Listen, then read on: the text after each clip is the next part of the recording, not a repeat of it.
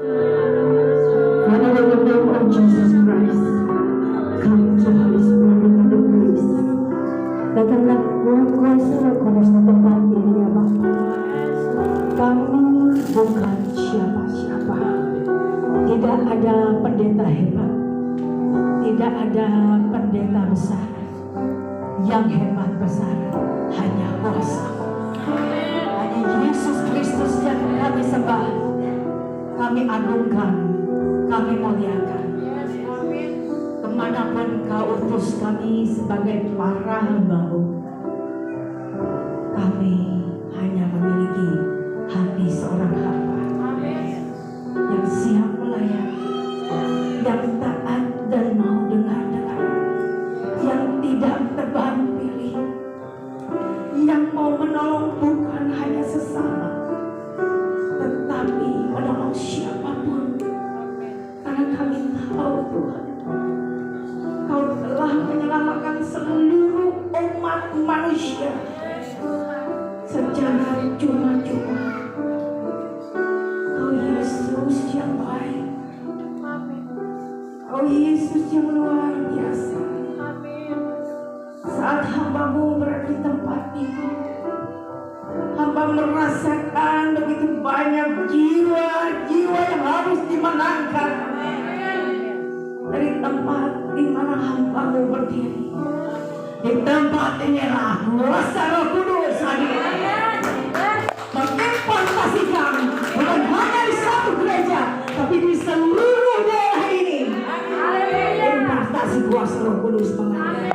Malaikat-malaikatmu berjaga-jaga. Kami percaya Tuhan, kami anak Tuhan yang dimenangkan. Terpujilah nama-Mu dari kekal sampai kekal. Urapi mulut lidah bibir tubuh jiwa roh hamba-Mu ini ya Bapa, agar ketika hamba berkata-kata bukan perkataan manusia, melainkan kuasa Roh Kudus yang mengalir. Kami siap mendengar, kami siap melembutkan hati. Berkati kami menjadi tanah yang subur. Ketika firman datang, firman itu menjadi benih yang subur untuk berakar, bertumbuh dan berbuah lebat. Terpujilah nama Yesus. Haleluya. Sama-sama katakan. Amin. Silakan duduk kembali saudara.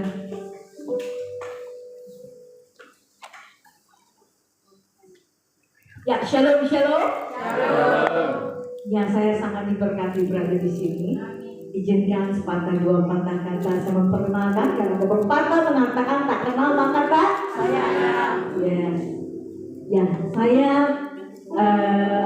Pastor Ratna Sayers. Thank you. Ya, saya Pastor Ratna Sayers. Saya bergerak di badan misi.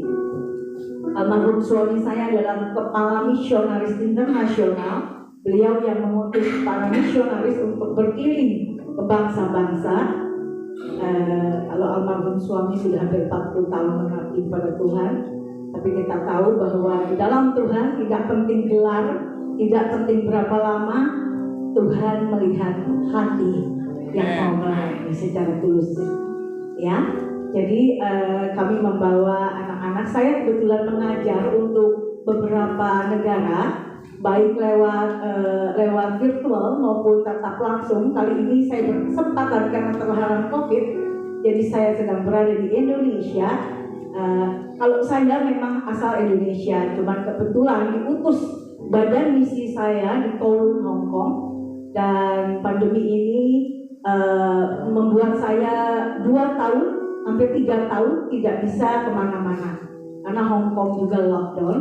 Tapi itu tidak menyurutkan tekad niat saya untuk tetap mengemban misi pengenalan Injil, pendalaman Injil.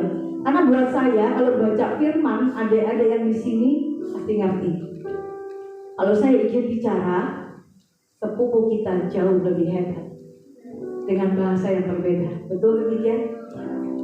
Tapi kita tidak mau seperti itu. Saya sarankan selalu dan selalu. Saya banyak tanya, saya tidak sebut ya. Ketika memang ART di rumah saya melantunkan satu selawat yang indah, saya tanya sama dia, kamu tahu artinya? Tidak tahu, tapi lantunannya indah. Kita jangan seperti itu. Saya sarankan kita itu bukan cuma mendengar, panca indera yang diberikan Tuhan ini untuk dipraktekkan. Ketika kita membaca, kita dikasih karunia ya, di kepala ini namanya otak, is the brain, ya, buat mengolah. Jangan baca terus menghantam kelemahan. Contoh misalnya ada bapak ibu pendeta kirim firman, nggak dibaca dulu, nggak didalami dulu, nggak dimaknai dulu, main kopas teruskan. Belum tentu keterangannya betul, firmannya pasti betul, keterangannya belum tentu betul.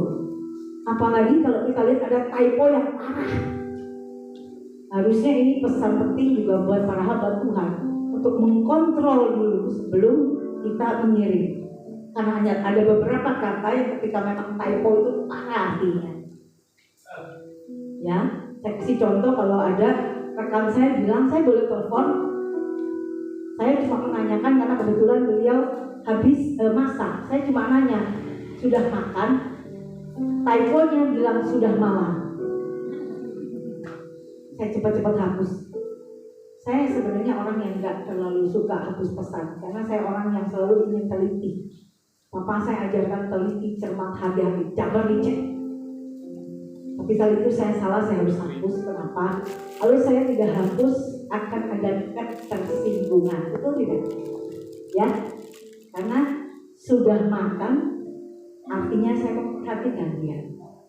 Tapi kalau sudah malam, ketika dia minta izin telepon, artinya saya menolak panggilan. Akan ada hati yang tersinggung dan terluka. Lebih baik saya hapus, tapi saya tetap menjelaskan, karena saya menutup pintu kecurigaan. Iblis datang untuk mencari celah, selalu mengolah, menggoreng. Saya keras sama anak-anak rohani saya, motok saya di setiap grup-grup. Di Indonesia saya pegang 12 grup. Saya pegang untuk anak Scotland, Hong Kong, Taiwan, Macau, dan juga di Aussie dan di Kansas City. Saya pegang total semua 24 grup untuk pendalaman Bible Study, baik untuk pengajaran intercessor worship dan juga pendalaman firman Tuhan, bagaimana para pelayan-pelayan Tuhan dipersenjatai ketika naik di mimbar ini. Bukan untuk show. Yang ini bukan tempatnya buat pencitraan, bukan tempatnya untuk show. Saya nggak pernah cari panggung. Karena apa? Anak-anak rohani saya tahu. Saya melayani di jembatan, saya melayani di gunung, saya melayani di kampung. Amin. Tapi Tuhan tidak menutup kemungkinan saya melayani di hotel bintang 5 dan di bangsa-bangsa. Itu bukan karena kekuatan dan kehebatan saya, karena Roh Kudus yang memampukan dan melayakan kita para hamba Tuhan yang memiliki hati yang tulus untuk melayani. Amin. Kadang orang kalau dia tampang, mohon maaf, selalu bilang, aduh berat ya kalau panggil Ibu Ratna. Makanya saya kalau di media, di Facebook, Bapak Gembala tahu saya nggak pernah upload kalau yang di luar-luar. Saya upload yang di gunung-gunung. Karena kasihan, Pak Gembala sendiri ngomongnya sama saya sampai nggak tega, hampir nangis loh Pak. Izin ya Bu. Ibu mau nggak datang ke tempat saya? Saya mau banget jemaat saya diberkati Ibu. Saya lihat schedule ya Pak. Oh Ibu pasti nggak mau ya, gitu bilangnya. Padahal saya belum jawab gitu. Kita berdoa Pak sama-sama. Kalau Tuhan yang mengizinkan, saya pasti tiba di sini. Haleluya. Baik, tanpa berlama lagi, kita kenal ya, siapa nama saya? Itu anak saya yang sebut. Ratna bukan serumpat. Siapa nama saya? Jangan Pak. Saya beda sini. Bukan. Ya, saya Ratna Sayers from Hong Kong dari Mission Breakthrough International. Saya seorang misionaris, jadi saya antar denominasi. Saya sering dipanggil untuk persekutuan yang lebih kaget lagi. Kadang saya dipanggil untuk persekutuan di gereja, bukan di gereja sorry, di persekutuan Katolik. Saya sampai bingung. Saya mau disuruh apa di sini? Kan pegangan Injilnya aja lain. Tapi dia bilang saya sering dengar khotbah Pastor Ratna. Saya rindu diberkati. So saya bilang kalau begitu ikuti aturan mainnya. Benar nggak deh? Saya dipanggil, nggak mungkin saya jadi diri orang lain. Tidak mungkin saya melayani Tuhan untuk menyenangkan hati manusia. Jadi saya tetap bawa kemuliaan Tuhan dengan pegangan saya sendiri. sendiri. Itulah, saya tidak membandingkan, cuma langkah saya lebih luas. Saya dipanggil untuk baik ke GBI, ke GKI, kemanapun. Harmonisasi kami cukup, puji Tuhan, cukup baik. Dan anak-anak saya sendiri di sini dari berbagai-bagai aliran gereja, Bapak Ibu. Saya selalu bilang, saya pimpin itu untuk Indonesia aja berbagai suku, untuk Ambon, untuk Batak, untuk Chinese-nya sendiri ada, bahkan untuk yang lain Manado ada. Saya bilang kalau kalian nanti dipimpin bawa kesukuan kalian, pecah kepala saya.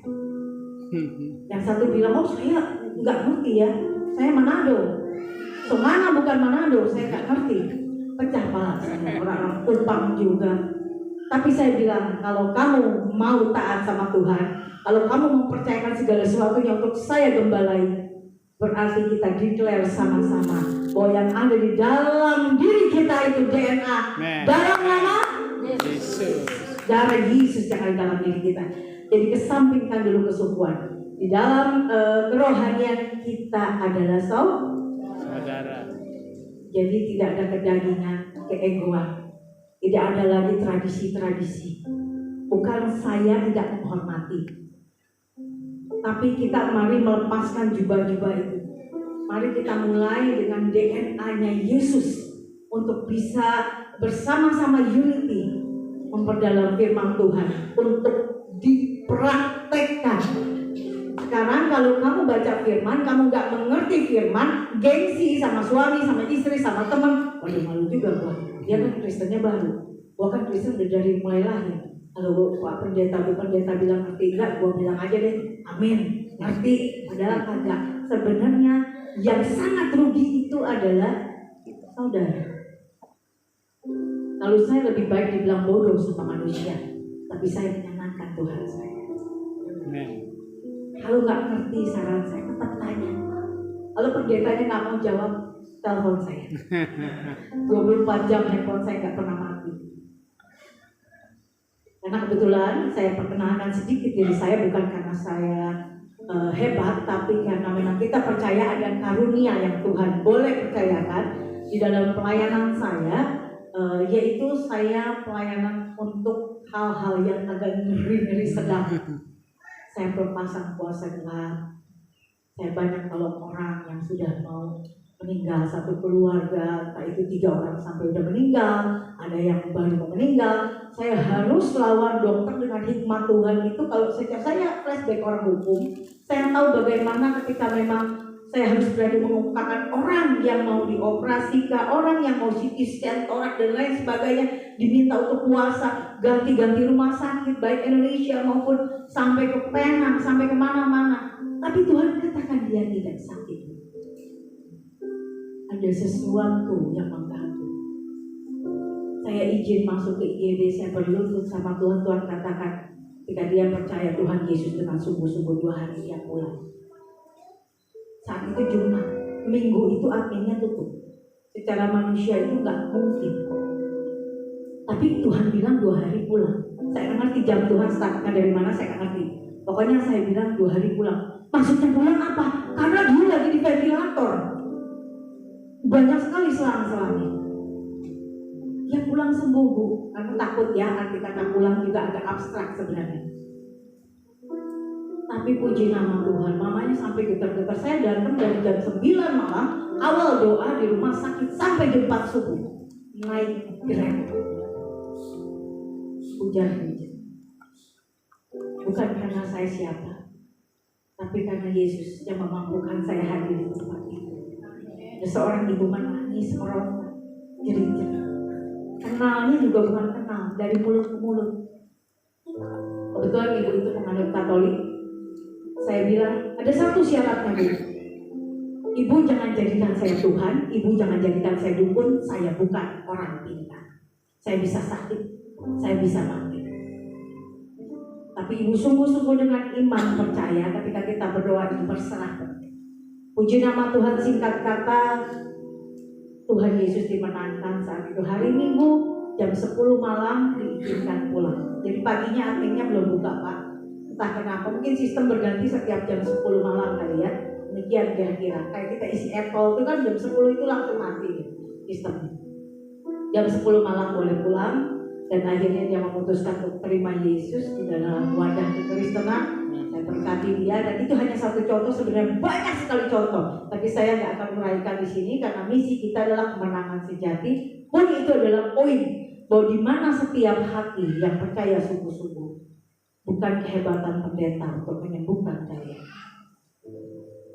Saya dan Pak Gembala bukan orang hebat. Saya cuma kami semua orang taat.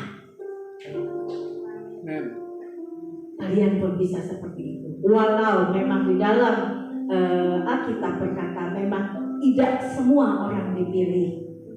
Ada orang-orang tertentu yang menjadi pilihan, diberikan karunia.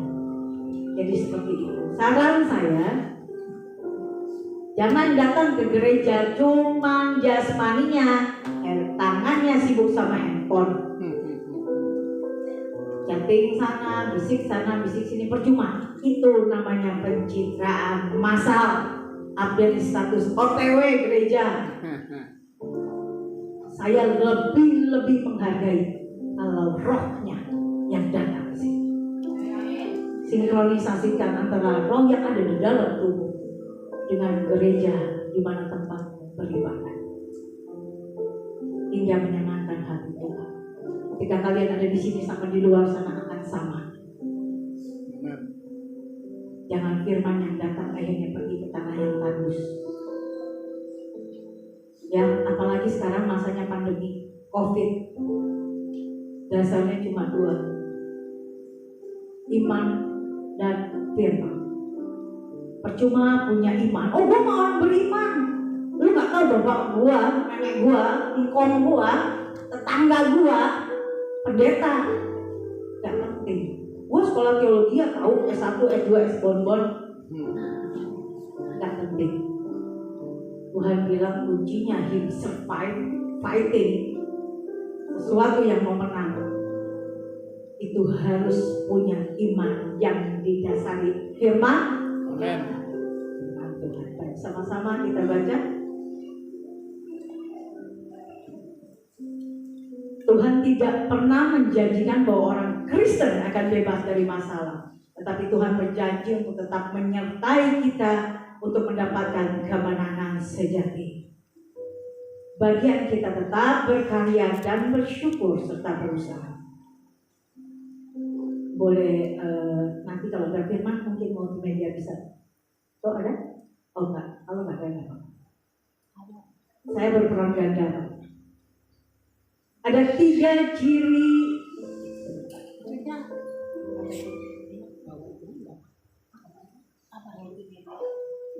Ada 3 ciri pemenang. Mau dicatat silakan. Di dalam kitab Filipi 3 ayat 12 sampai 14, yang punya Alkitab boleh, yang punya Alkitab juga boleh. Kalau sudah ketemu saya rindu ada suara amin. Filipi 3 ayat 12 sampai 14. Untuk memiliki ciri seorang pemenang, yang pertama adalah tidak cepat puas. Pernyataan Rasul Paulus, bukan seolah aku telah memperolehnya hal ini atau telah sempurna, dan tidak menganggap bahwa aku telah menangkapnya. Ya, saya jelaskan satu-satu. Itu poin yang pertama, tidak cepat puas. Bukan berarti rakus. Saya sering mengaplikasikan ketika kita anak, ada satu saya nggak sebut, golongan tertentu yang bilang katanya di alirannya, kalau doa itu jangan minta-minta terus, bersyukur terus. Nggak ada ya saudara syarat doa itu harus bersyarat gini-gini. Ketika kita meminta, we are not beggar, kita adalah anak. Ya Bapak mintalah maka aku akan memberi. Dia yang perintahkan. Jadi jangan serta-merta kalau pendeta ngomong tuh ya karena bengong, karena jasmaninya yang ada di sini rohnya melayang-layang. Apalagi kalau motonya KKR, yang saya bilang sama anak rohani saya, KKR itu akan ada 3 roh yang ada di sini. 1 rohnya kalian manusia, 2 rohnya iblis, roh kuasa kegelapan. kita beriman, ada Roh Kudus yang akan mengurapi saudara yang memiliki iman dasar firman Tuhan. Kalau kalian nggak mau yang mendominasi, roh melayang-layang air yang hinggap yang masuknya, roh iblis dari temannya keluar di pelepasan, masuknya ke yang sini, yang bengong, yang kosong, yang galau, yang habis putus cinta. Itu bukan joking saudara, itu nyata. Saya sering pelepasan orang, ini saya sendiri yang kenal, karena kurangnya kelemahan saya untuk mengawasi mereka. Saya pikir mereka adalah pendoa syafaat. Saya udah skill pede, saya kecolongan juga. Udah puluhan tahun umurnya oma-oma 74, 60. So saya disebut mami, tapi anak-anak saya sudah tua-tua saja. Pastor itu di luar disebutnya mami, mereka panggil saya mami. Tapi ternyata saya kecolongan saudara. Dari sini keluar, masuknya ke sini. Anak kuasa jahat kalau keluar ada celah, dia akan balik lagi lebih parah lagi. Makanya itu saya bilang ingat, roh kita ini pembangkang, degil, keras kepala, egois. Tapi dia akan kalah dengan kuasa iblis dan kuasa Roh Kudus. Kamu mau menang dalam kuasa Tuhan, menjagai diri dengan iman dan firman. Kalau kamu kecolongan, kamu kalah. Yang masuk akan menjadi tamu yang tak diundang. Ya, dengan baik saudara. Saya selalu bilang, jangan buat saya di sini cuma ngomong seperti jual jamu. Saya mau ketika saudara pulang sama saudara praktek firman, jadi pemenang sejati yang sesungguhnya. Saya mau tepuk tangannya biar semangat. Haleluya. Arti kata Paulus berkata tidak cepat puas itu artinya kita harus berjuang, berusaha lagi. Kalau hari ini kamu berkesempatan Tuhan kasih, contohnya saya ambil target ya, Bu, kalau saya ranking 3 itu misalnya juara kan? Juara. Menang itu artinya kita bisa melewati proses tertentu untuk menjadi the winner. Tapi kita baru bisa the winner, maybe like that. Jangan cepat puas. Terus Bu, gimana kalau saya sudah mulai jadi champion, jadi juara 1? Puas gak? Saya mau tes coba. Kalau udah jadi juara 1 puas gak? Ini belum makan ya? Saya baru sarapan tadi, Pak Pendeta kasihnya banyak, tapi saya malu karena baru kenal. Sebenarnya mau ambilnya 3, karena mau bungkus, tapi malu baru kenal. Terus coba-coba takut pedes. Saya mau lebih semangat lagi, kalau kalian dikasih juara 1 puas tidak? Ternyata jawabannya tetot. Salah. Jangan salah. Ketika kita ada di puncak yang disebut juara 1, kalian hatinya merasa puas, artinya power kalian melemah karena sudah merasa cukup. Tapi maintenance saudara, karena di luar sana akan banyak ribuan yang ingin menjadi juara. Dipertahankan, maintenance, dilatih. Saya combine. Itu kan urusan dunia. Terus gimana Bu Pendeta? Bu Pendeta di sini kan untuk rohani ya. Nyambung saudara, sinkron. Yaitu kalau kita sudah merasa, wah Pak Pendeta sudah teologi, saya ambil master, pun saya demikian. Semua orang tahu gayanya, ini gayanya ya. Jangan digoreng saudara. Nanti videonya dipotong, saya babak belur. Saya udah merasa diri saya wow, udah ke bangsa-bangsa. Tuhan pakai saya keliling dunia. Merasa nyaman, karena mohon maaf saudara, ketika saya sampaikan firman ada seorang pendeta bilang, Bu maaf, kalau kirim firman itu untuk jemaat ibu aja, saya pendeta Bu. Terus maksudnya apa? Saya Bu dikirim firman sama anak SD, saya lagi setir mobil, saya kesampingkan mobil, saya baca baik karena saya udah buka. Saya nggak sopan. Saya kalau udah merasa dibaca, saya nggak pakai mode nggak dibaca, jadi saya pakai mode baca. Karena itu udah biru, saya nggak mau melukai hati orang. Saya kesampingkan mobil saya baca baik. Ternyata memang everything is fine, nggak ada masalah apa-apa perlu saya larang. Saya bilang saya amin, thank you, amin. Anak SD itu merasa bangga. Saya tahu itu kompasan. Tapi ketika dia menggerakkan jarinya, dia sedang melayani Tuhan. Yes. Kenapa? Dia sudah mulai memiliki hati yang mau berbagi dalam tautan-tautan yang membawa berkat dan bermanfaat, bukan TikTok. Jadi kayak gitu. Ya nggak masalah sih, TikTok, saya juga TikToker. Jadi kayak gitu ya saudara ya, jangan cepat puas, itu artinya maintenance. Kamu mau sudah jadi pengerja, pendeta, imam musik, dan lain sebagainya, tetap memiliki hati yang haus dan lapar akan Tuhan. Kalau kamu makannya jasmani, pagi harus sarapan, siang harus seperti itu, malam itu telat makan dikit, perutnya perih. Harus diaplikasikan makanan rohani juga kayak begitu.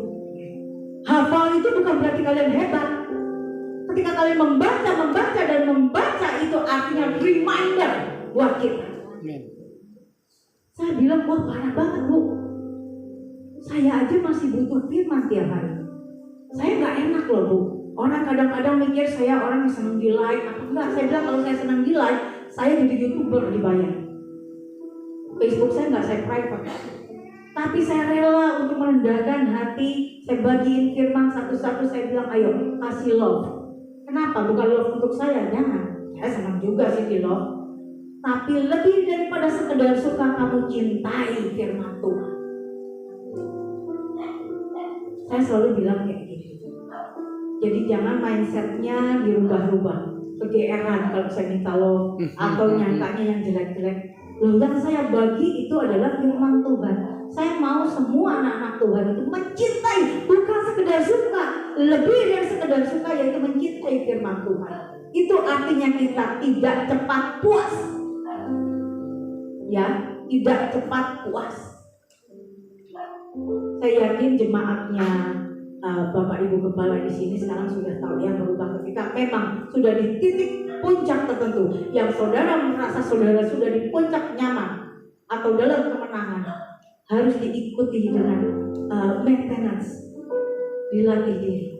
Terutama hamba-hamba Tuhan, karena saya tadi sedikit dengar cerita, saya sebutnya cerita horor, ya kan?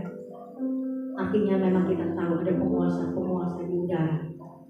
Kalau kita kecolongan sedikit aja, kebetulan saya punya jemaat itu hasil dari pertolongan Tuhan terhadap saya, yang kena santet, yang kena guna-guna, entahkah itu orang, semuanya orang yang boleh datang ke tempat saya, orang yang tidak percaya mistik, termasuk ibu pendetanya dulu sebelum Kristen tidak percaya mistik. Saya sering berburu ke hutan-hutan, diajak papa saya bilang kalau ketemu setan tinggal dua, berani gua ajak salaman, gua kenalan, gak berani paling gua pingsan. Karena dulunya beberapa bapak saya berdiri berbakti, beliau yang tanda tangan bikin senjata. Saya perempuan satu-satunya, mungkin sekarang banyak, dulu pemburu. Nah, jadi kayak begitu saudara. Artinya kalau kita itu cepat puas dengan apa yang kita miliki, kita akan jadi pribadi yang terkalahkan. Kita merasa sudah terdepan, ternyata yang di belakang ngebut. Nah, akhirnya ketika di mimbar merasa sudah jadi pendeta besar, sudah S1, S2, sudah master. Karena sombong itu artinya celah iblis. Akhirnya dia ngomong tersusupi, ngomongin uang lah, ngomongin banggain diri sendiri lah, ini itulah, sampai yang datang bengong, ngantuk, semua, lu ngomong apa sih? Jadi jangan seperti itu. Apapun profesi saudara, apapun panggilan saudara, saya minta bahwa seperti Rasul Paulus katakan, maintenance di pupuk. Yang jelek-jelek, oh kalau kemarin gue begini tapi masih ada missnya gini, oh suara gue ketika memang gini, gue bilang begini tapi gue begini nyanyinya, itu kan seringnya karena grogi. Betul ada jemaatnya yang cakep gitu, jadi WL-nya grogi gitu, tangannya gini tapi masuknya gini, ya kan? Nah seperti itu. Tapi intinya adalah persenjatai diri dengan iman dan firman Tuhan. Ngerti gak? Amin. Semoga ngertinya benar. Yang kedua adalah melupakan apa yang telah di belakang. Seorang atlet yang masih membawa ransel atau tas di belakang punggung saat berada di lintasan lari, maka laju larinya tidak akan pernah optimal. Melupakan yang telah di belakang berarti sudah berdamai dengan masa lalu dan tidak sudi untuk kembali kepada masa lalunya. Pasti paham ya, kedengarannya cukup masuk di akal. Lari bawa beban itu pasti berat. Di belakang, lari di belakang. Artinya yang lalu biarkan kalaupun diingat hanya dijadikan pembelajaran. Oh, aku gagal dulu karena begini. Oh, aku dulu merasa begini-begini. Baikkah hubungan suami istri, saudara? Bukan ketika saudara kerja, terus saudara kena di PHK atau saudara mengundurkan diri, itu harus saudara terus ingat-ingat.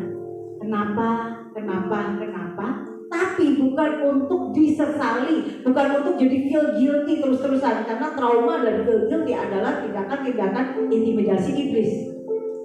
Tapi untuk diperbaiki, oh ya, ternyata saya bisa salah. Seperti tadi saya katakan, saya merasa sudah, setiap saat saya pelayanan peperangan. Habis perang makannya itu kayak ada naga di sini 10. 2 piring, 2 porsi saudara saya makan. Jadi artinya nggak ada orang yang harus cepat puas. Tetap belajar, tetap hati-hati, tetap maintenance. Utama persenjatai dengan firman Tuhan. Lebih baik lagi. Ketika kita selalu menoleh ke belakang, ketika selalu kita terintimidasi dengan masa lalu, kita tidak akan pernah masuk ke garis finish dengan cepat. Saya selalu bilang, saya nggak pernah bosan untuk bicara ketika Tuhan memberi berkat kepada saudara. So saya pakai ini ya, media ini. Ketika Tuhan bilang, nah ini berkat, take it. Tuhan minta kamu ambil. Kalau saya hitung dari nona cantik yang di belakang yang pakai masker itu, jarak sini itu dekat, apalagi yang di sini. Ya, Tuhan bilang ambil, ini berkat pengharapan yang ingin, entah jodoh, entah usaha, rezeki, keuangan dan lain sebagainya. Tapi ketika ranselmu tidak dilepas, ketika kamu berjalan untuk menoleh lagi ke belakang, saya mau tanya, sampai gak ke sini? Ada 2 jawaban. Sampai, tapi lambat. Yang kedua, mungkin tidak akan sampai, karena sebelum berkat datang mungkin kamu sudah dipanggil Tuhan. Jangan seperti itu. Kalau Tuhan sudah datang, take, ambil dalam nama Yesus. Dengan iman percaya aku berkat yang sudah kau sediakan. Aku menerima dengan sukacita, dengan penuh ucapan syukur. Aku tidak akan menoleh ke belakang Bapa. Aku akan fokus ke depan untuk menerima berkat. Jalan, ambil, dan bersukacita. Paham? Ini bukan lagi basa-basi karena prakteknya banyak sekali. Saya ketika berdoa Tuhan kasih karunia melihat orang yang kagak punya duit sekalipun kok saya lihat dia punya mobil 4. Kalau saya nggak dikasih karunia melihat, saya digambar rame-rame itu muka saya nggak kayak gitu, bisa benjut-benjut. Saya sering yang nggak enak-enak Bu. Saya melawan dokter 9 yang bilang ini harus begini-begini, Tuhan bilang enggak. Saya bilang kasih makan, dia nggak dioperasi. Ibu saya dokter, Bapak saya pendeta. Tapi di sini itu kuasa saya Bu. Saya datang di sini diundang mereka. Keputusannya bukan di mulut dokter, keputusannya di pasien atau orang tua. Kalau dia minta saya pulang, saya pulang. Ternyata istri dan orang tuanya bilang enggak. Saya ikut apa kata Manira. Puji nama Tuhan. 2 hari dia pulang diselamatkan. Itu hanya satu pesan dia. Kebetulan Bapak Yohanes sempat ketemu sama saya. Saya kalau bersaksi itu saya suka combine ini, bawa gini. Saya suka bersaksi itu, saya suka pertemukan agar apa yang saya bicara itu mereka dengar sendiri, nggak ada diedit. Ibu Herlina boleh berdiri sebentar? Ya. Beliau nggak kenal saya, mau kenalan di Facebook itu malu, takut sama mami katanya. Padahal saya nggak serem ya, saudara serem nggak sih? Ya malu. Tapi entah kenapa dia bilang ketika dia berdoa, dia mau dan ingin didoakan. Akhirnya dia beranikan diri, ibu apakah boleh minta WhatsApp? Ada satu beban yang mengganggu. Sudah 1 bulan saya sesat. Saya merasa ada hal yang mengganggu saya. Lewat via telepon saya ajak puji sembah, saya ajak berdoa. Dengan iman keyakinannya, dengan ketaatannya, walaupun dia malu, dia tidak kenal saya, tapi dia jalankan perintah Tuhan menghubungi saya. Saat itu juga bebannya terlepas. Saya bicara ada orang. Kalau saya ngedit, ralat ya bu, kritik ya, saya siap dikritik. Beliau kesaksian di mana-mana. Dia bilang saat itu seperti Tuhan kasih sayap dan dia merasa ringan tubuhnya, nafasnya merasa lega, hidupnya merasa diubahkan. Anak-anaknya terselamatkan, keluarga, keuangan. Amin ya bu. Nah itu satu hal-hal yang menjadi kuasa Tuhan, bukan atas kehebatan saya. Ingat baik, tadi 1 poin 3 cepat puas. Kedua adalah ketika berkat itu datang, kau jangan pernah menengok ke belakang. Fokus berkat Tuhan. Katakan Bapak, aku siap menerima berkat. Apapun yang kau taruh di depan sana, aku hanya akan memandang wajahmu. Aku akan bersyukur atas apa yang kau berikan. Jangan, berkatnya sangat dekat. Ya kitanya aja yang ngeyel, suka pakai kesak kawan. Iya tapi itu si tapi itu yang langkahnya jadi berat. Jangan selalu udah gitu nyalain Tuhan. Kata ibu pendeta katanya buat dia mau dikasih jodoh, tapi baru kenal gue udah diblokir. Jadi jangan nyalain Tuhan saudara. Yang ketiga, fokus pada tujuan. Pelari harus